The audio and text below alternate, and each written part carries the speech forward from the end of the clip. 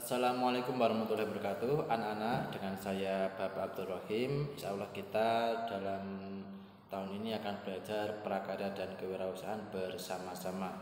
Oke, langsung saja kita ke materi. Pertama, perencanaan usaha versi 1. Nah, ini kita akan belajar bagaimana cara kita merencanakan sebuah usaha dengan baik. Kita akan cicil. Nah, ini pembukaan versi 1, nanti kita akan tambah versi 2, versi 3 dan seterusnya sampai kita mampu membuat sebuah perencanaan usaha dengan baik. Lanjut.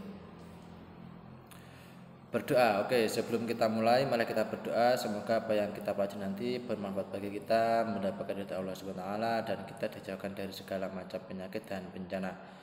Berdoa, mulai.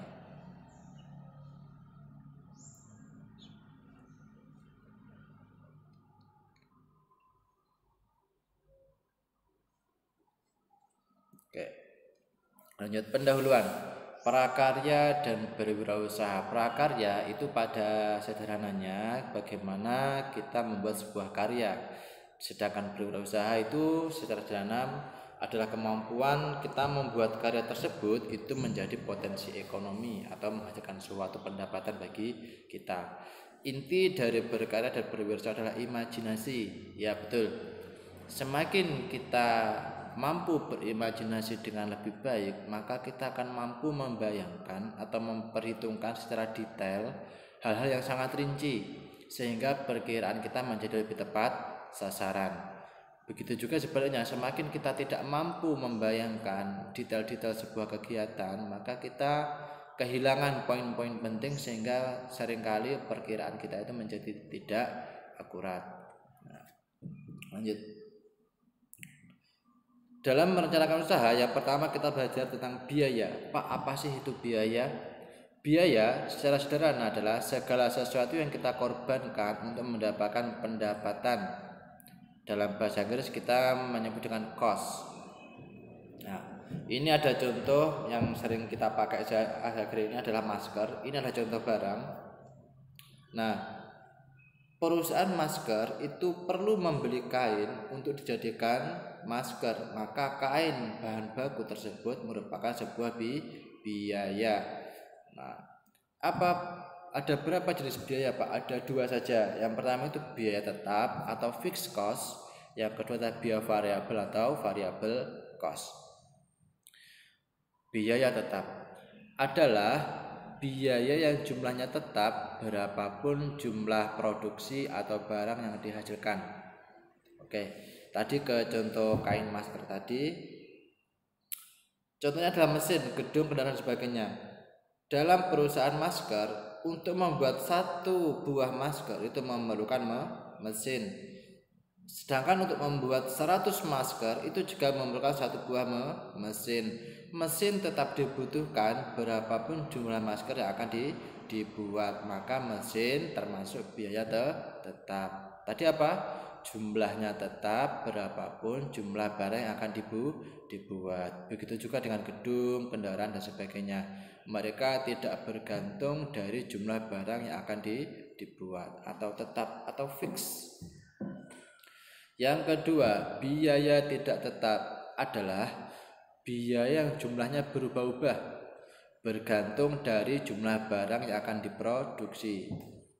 Semakin banyak jumlah barang yang akan dibuat, maka jumlah biaya semakin banyak. Contohnya bahan baku. Tadi masker, misalkan untuk membuat satu buah masker saya perlu membeli kain 30 cm kali 15 cm, itu satu. Maka jika untuk membuat 2 buah masker saya memerlukan 30 cm kali 30 cm. Lalu saya ingin membuat 3 buah masker, saya akan menambah jumlah kain saya. 100 masker saya akan menambah lagi jumlah kain saya. Begitu juga seterusnya. Maka kain bahan baku pembuat masker termasuk biaya tidak tetap atau biaya variabel, yakni biaya yang jumlahnya bergantung dari berapa barang yang akan dibuat. Biaya variabel disebut dengan variable cost atau VC. Mudah ya? Lanjut. Nah, biaya tetap dan biaya tidak tetap jika dijumlahkan maka menjadi biaya total, atau secara sederhana total cost adalah biaya tetap ditambah biaya variabel. Total cost sama dengan fixed cost plus variable cost. TC sama dengan FC plus VC. Lanjut. Nah, sekarang ada ilustrasi biaya dalam usaha roti bakar. Ketika kita ingin membuat usaha roti bakar, maka kita memperkirakan biaya-biaya muncul ada seperti berikut. Ada biaya sewa kios, tempat, gerobak atau tempatnya, etalase, membeli mesin, toples, garpu, deklit, pisau, stiker dan sebagainya. Nah, perhatikan anak-anak, kios kita mau membuat roti bakar 1 biji dengan membuat roti bakar 1000 biji tetap memerlukan satu buah kios. Kios tetap dibutuhkan berapapun jumlah roti bakar yang akan dibuat. Begitu juga dengan mesin. Pak, mesin roti bakar itu apa Pak? Ya seperti tabung gasnya, kompornya, pemanggangnya. Nah itu mesinnya. Itu tetap kita perlukan berapapun jumlah roti bakar yang akan kita buat. Maka mesin, sewa kios, pisau untuk mengiris itu tetap kita perlukan, termasuk biaya tetap. Jika dijumlahkan maka menjadi Rp3.445.000. Ilustrasi ini ada contoh saja. Lanjut ke biaya variabelnya. Tadi apa anak biaya variabel? Biaya berubah bergantung dengan perubahan jumlah barang yang akan dibuat. Untuk membuat roti bakar 500 biji itu memerlukan roti bahan mentah 500 biji. Ulangi, saya ingin membuat roti bakar 500 biji. Maka saya perlu membeli bahan mentah saya, roti bakar mentah ya sejumlah 500 biji.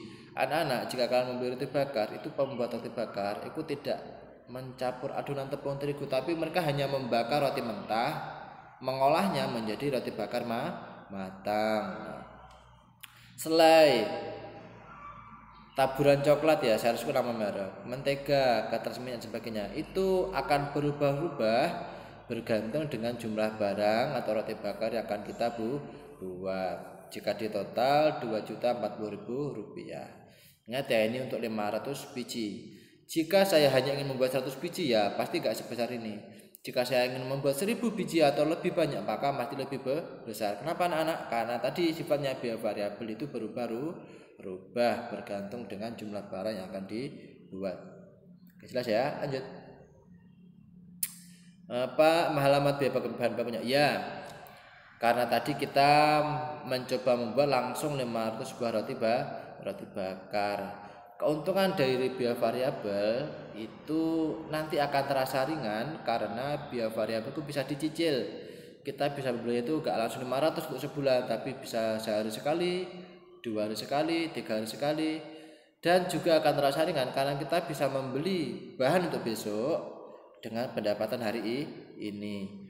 Kita bisa membeli kebutuhan hari ini dengan pendapatan hari sebelumnya. Nah, ini keuntungan dari biaya variabel. Barangnya bisa dicicil.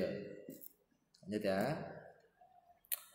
Nah, sekarang tadi yang belum biaya total. Tadi biaya tetap sudah diketahui, biaya variabel sudah diketahui. Berapa biaya totalnya? Yuk kita coba. Yap, tadi total cost sama dengan fixed cost tambah variable cost. Biaya total sama dengan biaya tetap tambah biaya variabel. Rp3.445.000 ditambah Rp2.040.000 sama dengan Rp5.485.000. Nah, ini good job. Yuk latihan. Nah, anak-anak, ini ada gambar mbak-mbak sedang memegang gerobak yang ada gambar sapinya, ada bannernya, ada tulisan susunya tuh di sini. Nah, dia itu sedang menjual susu sapi dengan berbagai varian rasa. Nah, Bagaimanakah komponen biaya dari usaha berikut? Nah, coba kita amati. Biaya tetapnya apa saja? Biaya tetapnya yang terlihat adalah yang pertama yang paling kelihatan itu gerobaknya. Kita perlu membeli gerobaknya. Yang kedua itu mesin mesin sealer, cup sealer. Ada blender, ada banner. Nah, itu biaya-biaya tetap. Sedangkan bahan bakunya kurang lebih nanti pasti karena dia menjual susu segar, pasti dia itu perlu membeli susu sapi segar mentah. Dia perlu gula atau berbagai macam varian rasa. Coba kita cek apakah kita telah lengkap atau tidak. Lanjut. Nah, susu segar tentu saja kita memerlukan tempat usaha. Bisa gerobak dorong, bisa kios, bisa macam-macam.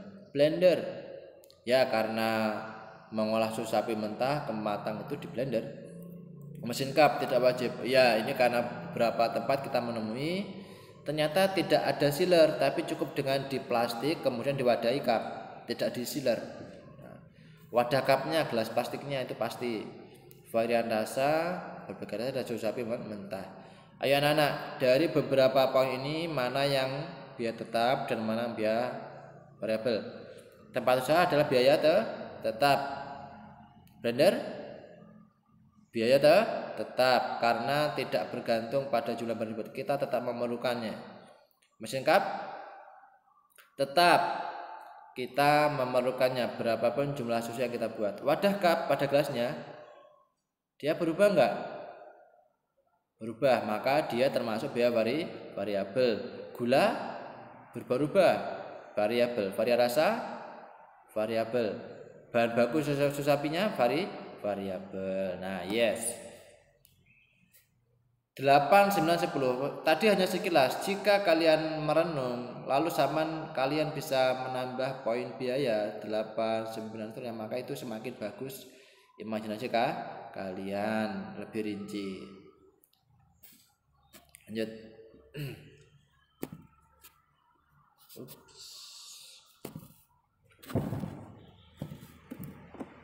Next.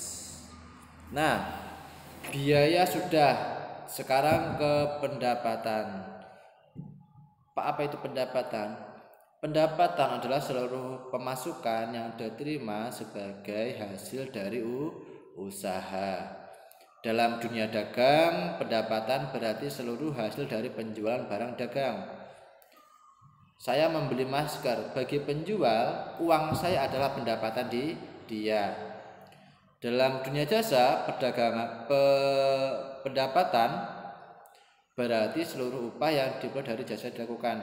Tukang cukur mencukur kepalanya orang, dikasih uang berupa upah, maka upah tersebut merupakan pendapatan bagi tukang cukur dan seterusnya.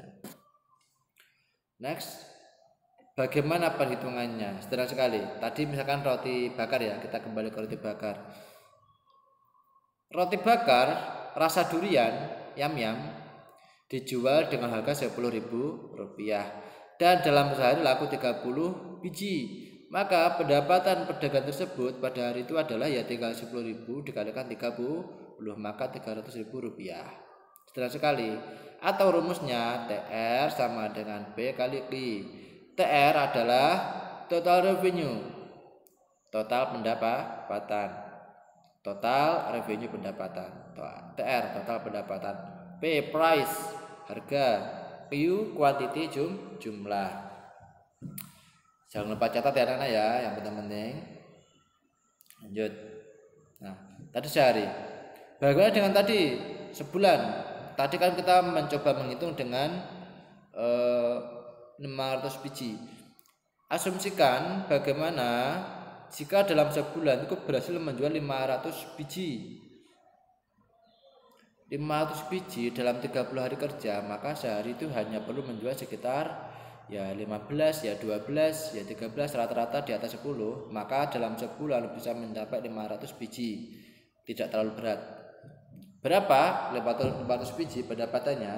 Ya kita tinggal mengalikan 10.000 dikalikan 500 biji, 5 juta. Maka pendapatan pada bulan tersebut adalah 5 juta rupiah. rupiah. Jika dalam sebulan mampu berhasil menjual 500 biji.